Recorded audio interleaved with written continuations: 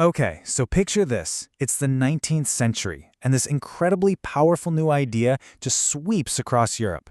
And I mean, this thing was a game changer. It literally redrew the map of the entire continent, brought ancient empires crashing down, and completely changed how people saw themselves and, well, the world. We're talking about the rise of nationalism, and trust me, it's the story of how our modern world was forged. So, let's start with a dream. This right here, this is a print from 1848 by a French artist, Frédéric Soriot.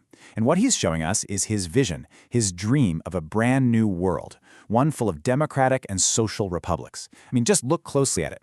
You've got people from all over Europe, from America, all marching in this huge procession right past the Statue of Liberty.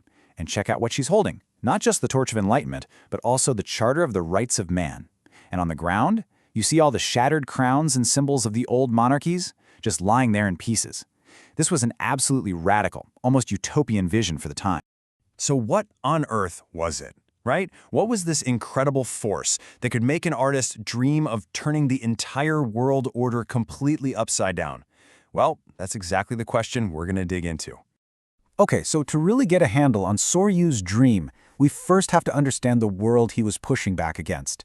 A world that wasn't made of nations, but of massive, sprawling empires. And this really shows you the fundamental shift that was happening. Think of it like this. On one side, you've got the old way of doing things, the dynastic empire. This was basically a patchwork quilt of different peoples, speaking different languages, with totally different cultures, all held together by one single thread, their loyalty to an emperor. But on the other side, you've got this radical new idea, the nation-state. And here, it's the people, the citizens, who are the nation. What binds them together isn't a single ruler, but a shared identity, a common history, a collective culture. And here's what that patchwork actually looked like on the ground. This map of Europe from 1815, it's just a continent of empires. Just take the Habsburg Empire, for instance. It ruled over Germans, Italians, Hungarians, Poles, you name it. The only thing, and I mean the only thing that tied all these incredibly diverse groups together was their allegiance to the emperor. They really didn't see themselves as having anything in common, no shared identity whatsoever. So if a nation isn't just some random collection of people under a king, then what is it? Well, a French philosopher named Ernst Renan put it perfectly. He said a nation comes from a long history of shared struggles and triumphs. But, and this is the crucial part, he said its existence is a daily plebiscite. Now, a plebiscite is basically a vote, where everyone gets a say.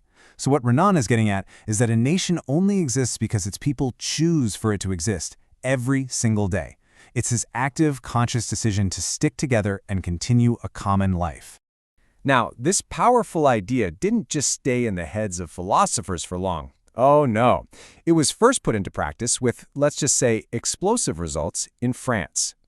Yeah, the French Revolution in 1789. That was the moment this idea of the nation burst onto the scene as a political reality. The revolutionaries made this absolutely world-changing declaration. They said that sovereignty, the actual right to rule, was being ripped from the hands of the monarch and given to the people. They proclaimed that from now on, it was the citizens of France who would be the nation and decide its future. And they didn't just say it, they went out and built it.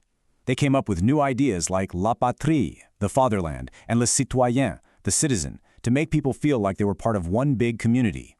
They tore down the old royal flag and put up the tricolor.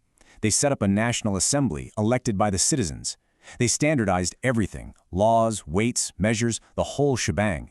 The key thing to get here is that this wasn't just talk.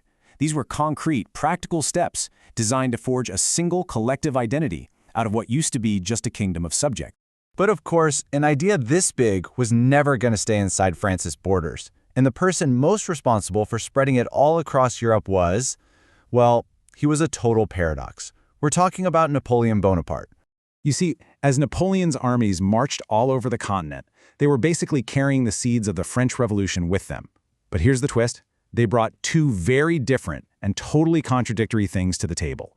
First up, they brought revolutionary reforms. The Napoleonic Code, which came out in 1804, was an absolute bombshell. It meant equality before the law for everyone. No more special privileges just because of who your parents were. It got rid of the old feudal system. For tons of people, peasants, artisans, businessmen in places like Germany and Italy, this was amazing. It felt modern, efficient. It felt like liberation. But there was a very dark side to all this so-called liberation.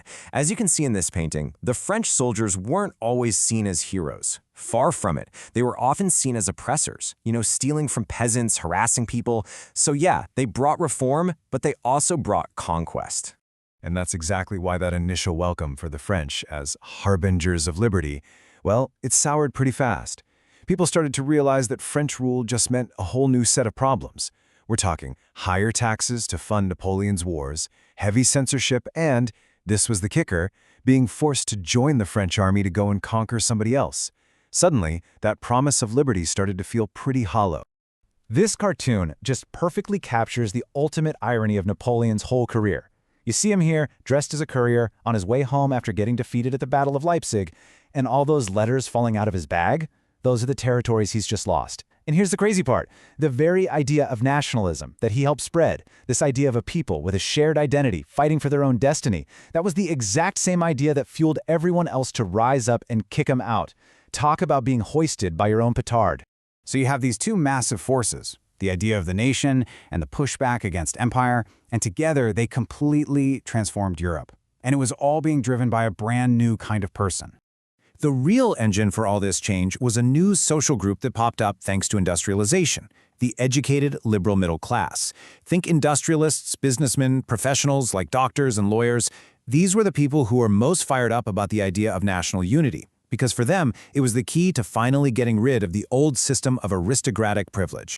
See, for them, nationalism wasn't just some idea floating on its own. It was totally intertwined with another powerful ideology, liberalism.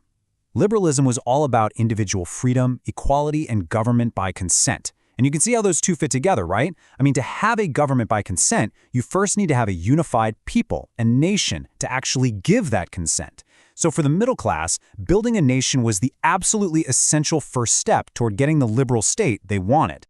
And this timeline just shows you how this idea basically marched across the entire century. It gets spread around during the Napoleonic Wars.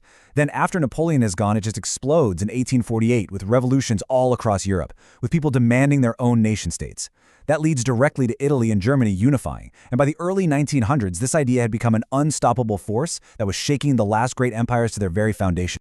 So when you step back and look at it, what we've seen is how a single idea, one that started with philosophers and was forged in the fire of revolution, completely reshaped the world. It's an idea that defines our maps, our identities, and so much of our politics even today. Which really leaves us with one big question to chew on. How does this powerful and, let's face it, often complicated idea of the nation continue to shape our world, right here, right now?